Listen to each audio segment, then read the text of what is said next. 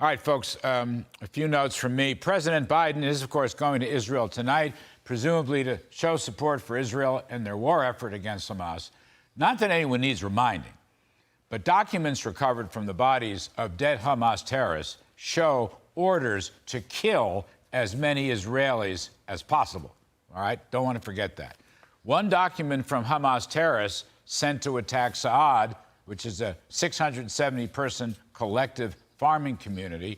That document instructed the terrorists to, quote, take control of the kibbutz, kill as many individuals as possible, and capture hostages until receiving further instructions, period, end quote. So, it's not surprising that former U.S. Ambassador to Israel, David Friedman, told us this last night.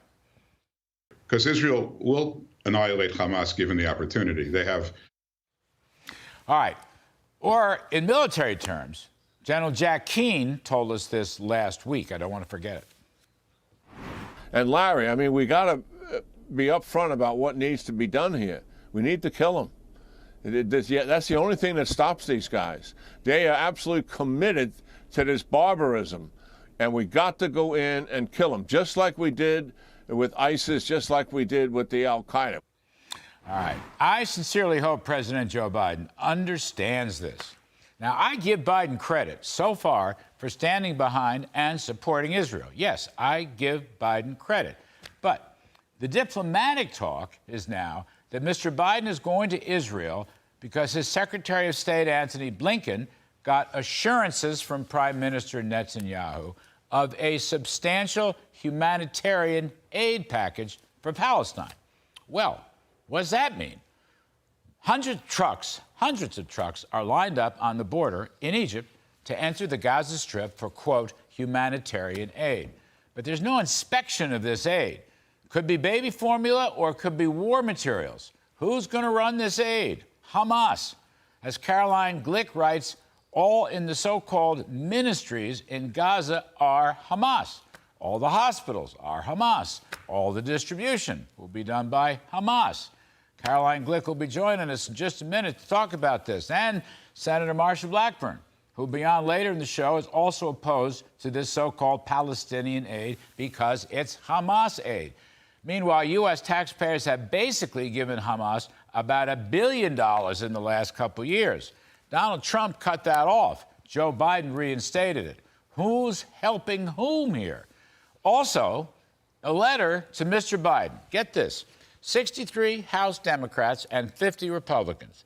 Therefore, a bipartisan letter, 113 people, petitioning Mr. Biden to cut off all Iran funding sources, maximum enforcement of economic sanctions, end the Iran oil trade to China, worth, by the way, $153 million per day. And the letter says, be sure that the UN ballistic missile sanctions on Iran that expire tomorrow, October 18th, cannot be allowed to expire.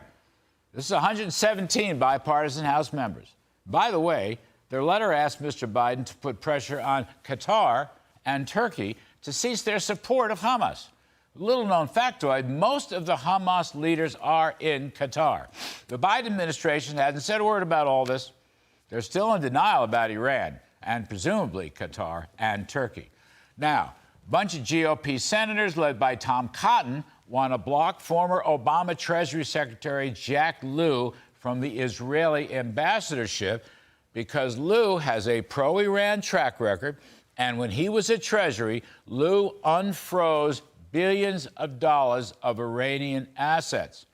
Now, let me give a quick diversion here. I got to add this. Apparently, the Biden administration is about to ease energy sanctions on Venezuela. Really? Venezuela is run by communist dictator Nicolas Maduro. That government is backed by thousands of Cuban military and Secret Service people. Are we begging for oil from a socialist dictator again? And finally, a very big hat tip to historian Walter Russell Mead and his Wall Street Journal column called Appeasing Iran Has Failed. I want to note this. Professor Mead writes, Iran is unappeasable, but this truth is too inconvenient for the Biden administration to admit. Instead, Administration spokesmen continue to minimize Tehran's involvement with and responsibility for the murders. He goes on to say, it is the mullahs and the agents of the Islamic Republic of Iran who provided the resources, training, and encouragement without which the Hamas leadership would neither have dared nor been able to unleash this evil on the world. The truth is simple. Iran is at war with Israel and with the U.S. It does not seek compromise or accommodation. It wants what it says it wants, a Holocaust in Israel and the destruction of the United States. Walter Russell Mead. My question, is anybody in the Biden administration listening? That's my riff tonight.